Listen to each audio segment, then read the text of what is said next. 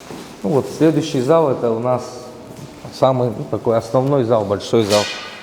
Работы по дизайну закончили, потолок, вот колонну установили.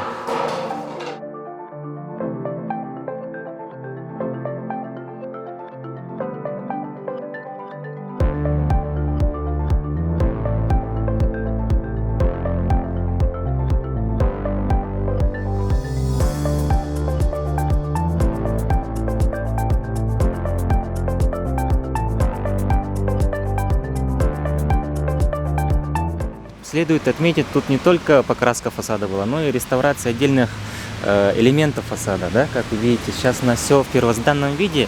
Также у нас была заменено крыльцо полностью. Уже тут уложена плитка противоскользящая. Также, как вы видите, у нас имеется пандус для доступа маломобильных групп населения. Теперь любой человек может посетить данный музей.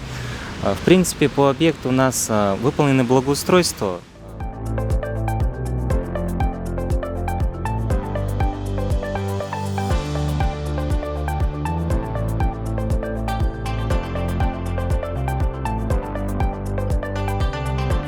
Данную программу, посвященную столетию якутской автономии, подготовили еще в 2018 году, когда по заказу республики были подготовлены проектно-сметные документации 5 объектов культурного наследия.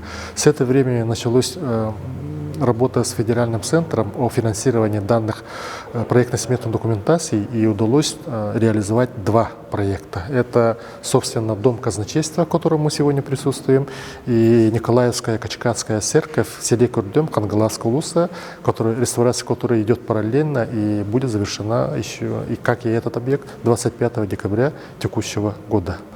Реставрация была рассчитана на 2 года, и 50% в прошлом году, и 50% соответственно в текущем году.